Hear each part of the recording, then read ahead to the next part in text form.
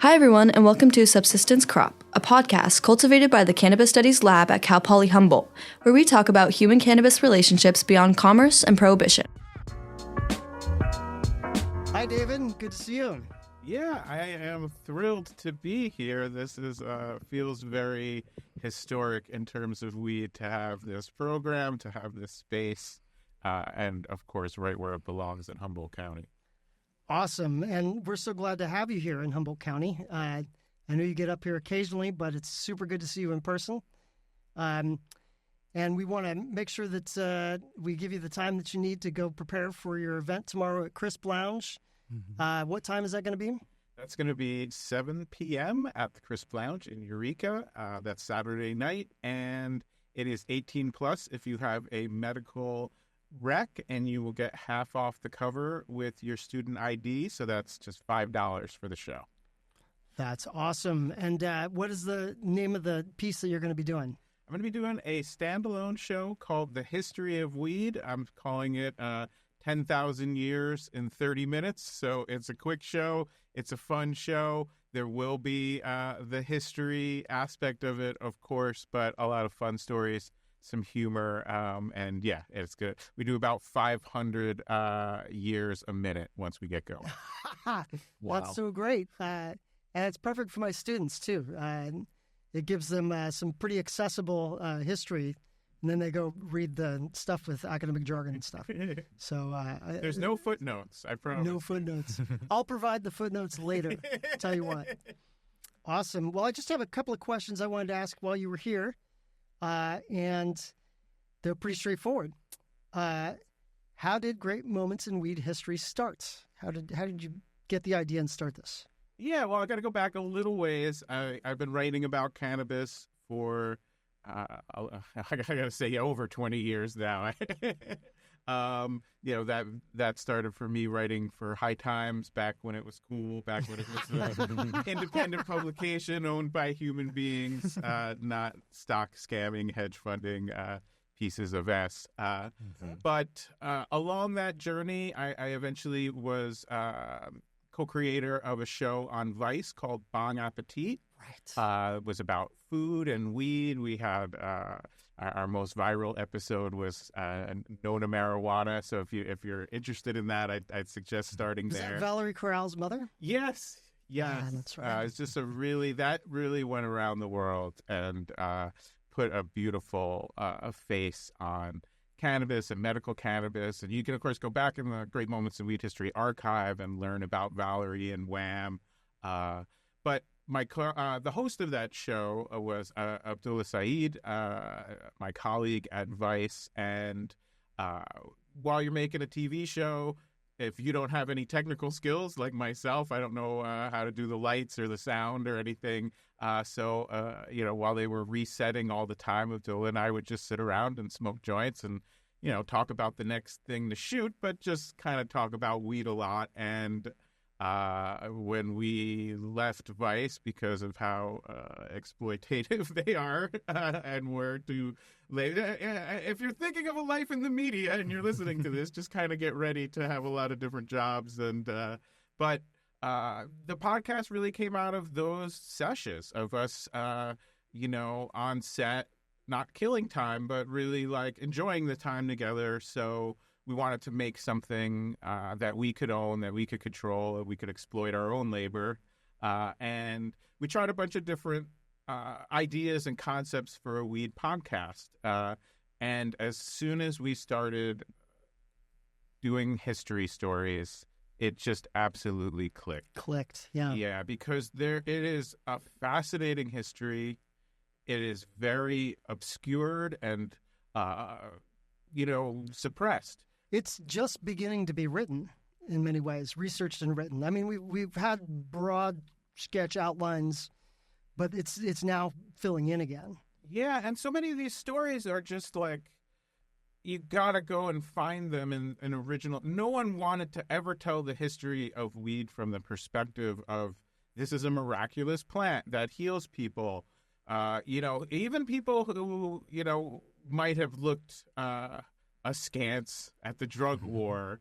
This celebration of the plant and the culture was never there. And I give one example. So we have an episode about Maya Angelou, the writer, the civil rights activist. She credited cannabis to transforming her entire life. From, if you've ever read her memoir, I Know Why the Caged Bird Sings, a very, very traumatic upbringing. And she describes in her second memoir, smoking weed for the first time, and one of her quotes is, "For the first time, life amused me." So this is not like a thing that happened to Maya Angelou. This is central to who she was. She wrote about it in her own book. And I get emails occasionally from people, and I'm not blaming them. This makes me so happy, saying, Maya Angelou is my favorite writer.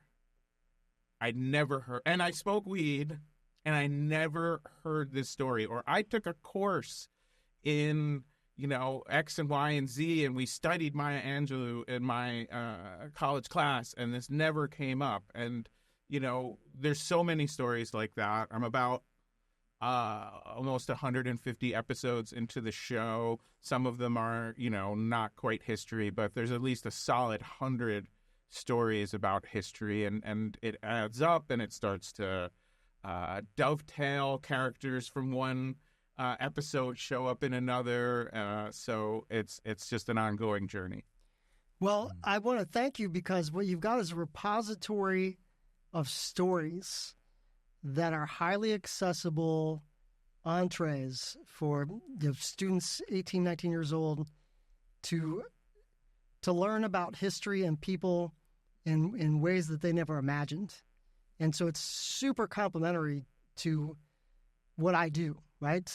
We have a global cannabis class in particular that I've used several of your podcasts, actually. And, my pedagogy usually is, meet kids where they're at, right? And I think that, what you're creating here is just an incredible educational resource. It really bridges that, that interest, that organic interest they have in hearing stories like that to, research on, what's going on in Iran, right? The Iranian scholar that you had on a few months back, maybe.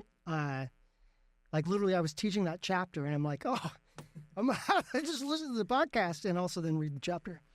So I'm super grateful. Yeah, it's a huge compliment. Yeah. That really means a lot to me. And I think it is, we learn and connect through stories as human beings. And so, I think a lot of younger people have had that experience of cannabis reaching something inside them, a curiosity or a feeling that they didn't find somewhere else. And depending on where you live and who's around you, you could just be met with stigma. There's still so many parts of our society that want to tell you that feeling is bad, that it's wrong, that people who engage with this plant are lesser than. Those messages, even if you are growing up in a place where it's legal, those messages are still hitting you. Oh, absolutely. Yeah. And so I feel that when you can look, and, every person is complicated. I don't believe in heroes. But culturally, we have had so many people who have been inspired by this plant or who have put themselves on the line to provide this plant to other people. That I think even beyond the history of cannabis, it's a prism into a way of looking at the world. Okay, if you can accept in your mind that this plant is very beneficial, that the harms do exist but are relatively low compared to things that, alcohol is advertised everywhere and such a huge part of our life, then you've got to take one more step. And that people have been oppressed, that this whole system is racist on its face, there's no denying it, then you have to ask yourself, what's wrong? How are we living in a society that allows this, and that allowed this and continues to allow it in many places for 100 years? Something is fundamentally wrong, And I think the experience of the cannabis movement is not only inspiring, but in many ways we are winning and continuing to win. And so it can be a model for other movements to liberate people from racism and oppression. Well, I like to say that cannabis is a gateway subject to understanding your world historical context or social problems or problems in society in general. That's the interest in cannabis and the awareness that like something's wrong here, right? Then leads you to understanding the things that are not cannabis but like contribute to cannabis being wrong, and then you get to your other subjects. Yeah, as you said, it hits a lot of younger people where they live. We often and rightly talk about how the war on drugs disproportionately targets people with less money and people of color, but the third group is young people. Yeah. One, because society is pretty much usually out to get young people. It is. And then in a practical sense, when you are younger, often you don't have a safe place to consume cannabis, and so you are just rolling those dice. If you are listening to me, don't, for whether you're driving or not, don't smoke cannabis in a moving vehicle. One, that is one of the few dangerous things you can do with cannabis, and two, that is minute by minute when you are most likely to get caught. As Che Guevara said, the first responsibility of any revolutionary is not to get caught. Yes. Yeah. That's awesome, David. Well, let me move to my next couple questions. What are your favorite episodes of Great Moments in Weed History besides the Maya Angelou one, now that we've talked about it, or the Nona one? Well, I'll keep it local here in Humboldt County. There was a movie, if you know the history of weed in Humboldt County, you know that the government in the 80s primarily, but well into the 90s, was sending huge convoys of police, federal, state, helicopters, all to try to eradicate cannabis cultivation in Humboldt County. Spoiler alert, based on just what I smelled driving up here, it did not work. No. But it really devastated people in the community. This community fought back in so many different ways, starting K-Mud radio to alert people that these helicopters were coming and give them enough time to grab their bug-out bag and run away. But the growers in Humboldt County, in real time, while this was happening, made a film called Ganjasaurus Rex about a Godzilla-like monster creature who is awakened by the smell of weed, emerges from the ocean, sees that the police are fucking with the growers in these helicopters. I don't want to spoil too much, but needless to say, some helicopters get swatted down. So to me, that story has everything. It's about social justice and fighting back against this oppression, but it's also about the creativity of our culture. And if you can watch Ganjasaurus Rex on YouTube if you want to sort of see the primary document, or there is an episode of Great Moments in Weed History that's we had a lot of fun with. Have you met the director, Ursi Reynolds?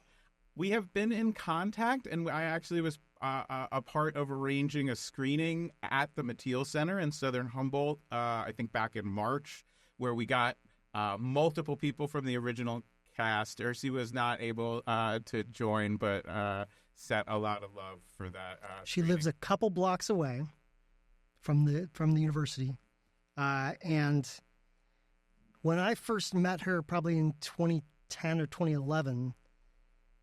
I don't think she had any idea that the film actually had this value that you're describing to it. She's she has an artistic temperament, and so it was. I have since spoken with her about how actually there's a lot of really cool things in here.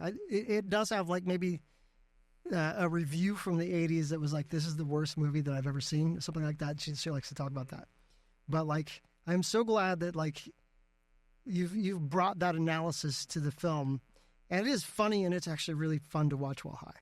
I've never tried it any other way, but and I would just say that the special effects, let's say, are less than special. It's a pretty solid rubber glove. Not bad, right? But I would just say that was a very special night screening that film.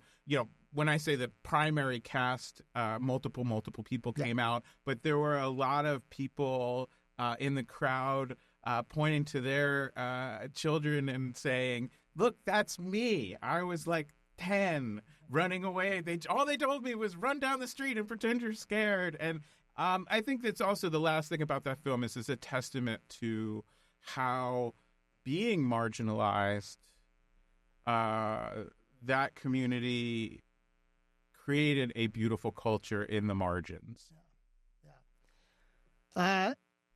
Last question. Where do you want to take the podcast? What are future episodes or parts of history that you're looking forward to exploring with Great Moments in Weed History? I really want to have as many international stories as I can. It can be challenging, but that's the challenge that I'm trying to face. It's harder for me to find. I should say too. Now in the age of Zoom, I'm able to interview a lot of people who have lived this history. So that to me is always so exciting, and it makes it really fun for me to get to have these in-depth conversations with people who've done such amazing things. So I'm always kind of just trying to find more international stories. I'm really sort of blown away. I can look and see where people are listening all over the world. Like one example, we did an episode about the musician Fela Kuti. And love that episode. That's actually one of my favorites. Thank you. Yeah, me too. Yeah. And so now we just have this little following in Nigeria where he was from. And, it's, of course, some people coming in through that episode, but I could see them all over the place. And it's, it's just sort of thrilling to me, to be honest. It's not like some Joe Rogan-sized show where I'm, lighting my joints with $100 bills on Podcast Island, but to make something really kind of handmade digitally and put it out there and see it spread around the world. And increasingly, that's where we need to bring this message so that we can liberate, or at least so that we can share our experience with people around the world and hopefully inspire them to make positive changes where they live. Well, that's so awesome. I can't help but also say thank you for taking on my student Jada Morrison as an intern last spring. I know that she got so much out of that, and I hope to send more students your way on it. But let's conclude by reminding anyone who's listening what's happening tomorrow night at the Savage Henry Comedy Club in Eureka. At what time? I'm going to have to go one back on you as a journalist to where it is at the Crisp Lounge. It's the Crisp Lounge. In Eureka. So you can, it's an on-site consumption lounge. It is a dispensary. It is, that's your fault. It is 18 plus. If you have a medical card, you can literally come in, pay half price cover, $5, buy some weed if you have a medical card, sit down, roll up, and, like I said, 10,000 years of weed history in 30 minutes. That's 7 p.m., Eureka at the Crisp Lounge. 18 plus for the medical card. Thank you, David, for your visit. So glad to see you, and I will see you tomorrow evening. Oh, awesome. My pleasure. And, if anybody is looking for internship with a weed podcast and you can edit audio or you are willing to learn, that is what I am looking for at this time. But I'd love to hear from any students from the program. I actually have a number of students who are, in fact, developing that particular skill for us. So we'll send you away. Awesome. Thanks, David. Thank you. Thank you for growing with Subsistence Crop, a podcast by the Cannabis Studies Lab at Cal Poly Humboldt.